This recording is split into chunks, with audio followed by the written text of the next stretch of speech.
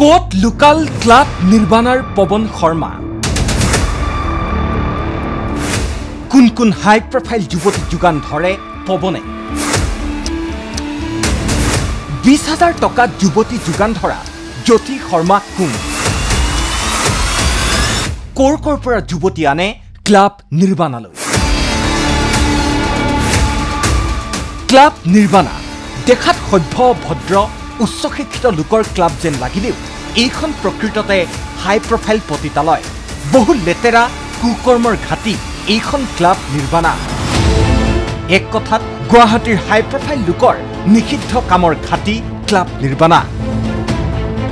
কথাবোৰ সাধু নহয় খুনাপুৰ আৰক্ষীৰ তদন্তত স্পষ্ট হৈছে সকলো 15 জুলাইত আৰক্ষীয়ে চলোৱা অভিযানত জুৱা কেছিনো জব্দ হোৱাৰ কথা সকলোৱে জানে 210টা কেছিনো পোকাৰ চিপছ বিংগো মেচিন আৰু টম্বলা বোৰ্ড 8টা পোকাৰ ডিলাৰ বুটাম কেছিনো চিপ কেছ বিভিন্ন খুৰাৰ বটল নগদ ধন আৰু বহুতো কিবাকিবি আপত্তিজনক সামগ্ৰী জব্দ কৰে আৰক্ষী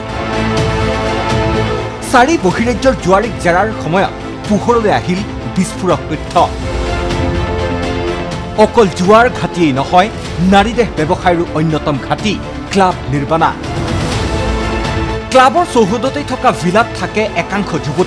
যুৱতীসকল যোগান ধৰা হয় হাই প্ৰফাইল জুৱাৰীক বহিৰাজ্যৰ পৰা আহি বাহৰ পাতে বহু কোটিপতি জুৱাৰীয়ে সেইসকলক ছাৰ্ভিচ দিবলৈ বলপূৰ্বক ব্যৱহাৰ কৰে বহু যুৱতীক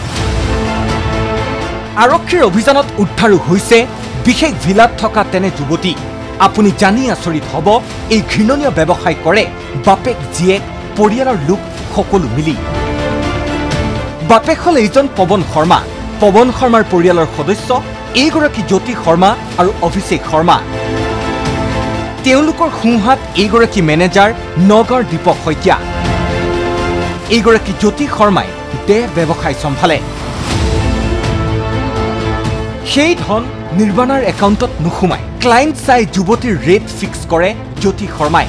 একেগৰাকী যুৱতীৰ ৰেট কাৰোবাৰ বাবে 10,000 টকা আন কাৰোবাৰ বাবে 50,000ও হ'ব পাৰে সেয়া জ্যোতি শৰ্মা আৰু অভিষেক শৰ্মাই নিৰ্ধাৰণ কৰে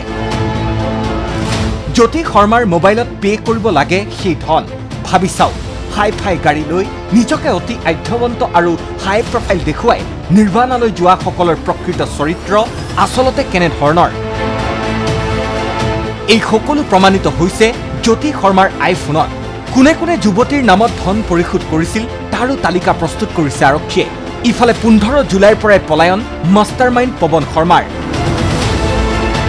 ঘটনাৰ দিনা বিদেশত থকা পৱন শৰ্মাই দেশ সলাই পলাই ফুৰিছে এটা সূত্ৰ মতে ভাৰতলৈ ঘূৰি অহা পৱনে গ্ৰেপ্তাৰৰ ভয়ত পুনৰ নেপালত কৰিছে আত্মগোপন ইফালে অসমৰ এজন হাই প্ৰফাইল অধিবক্তাক অগ্ৰিম জামিনৰ যুঁজা কৰিবলৈ দায়িত্ব দিয়া হৈছে কিন্তু গোচৰটোত সংযুক্ত ধাৰাৰ বাবে সফল হোৱা নাই আজি আৰক্ষীৰ সন্দেহ অগ্ৰিম জামিনৰ আশাত বন্দী পৱন আগৰৱালা কিন্তু আৰক্ষীয়ে বেমাৰ চাই দৰৱ দিবলৈ কঁকালত টঙালি বান্ধিছে কাৰণ তেনে নহলে গ্ৰেপ্তাৰ কৰিব নোৱাৰাটো আৰক্ষীৰ দুৰ্বলতা বুলি প্ৰমাণিত হ'ব ব্যুৰো ৰিপৰ্ট ND24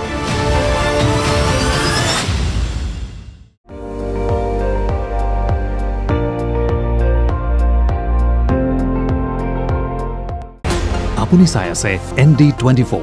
সৰ্বশ্ৰেষ্ঠ নহয় সৰ্বোত্তমৰ দৌৰত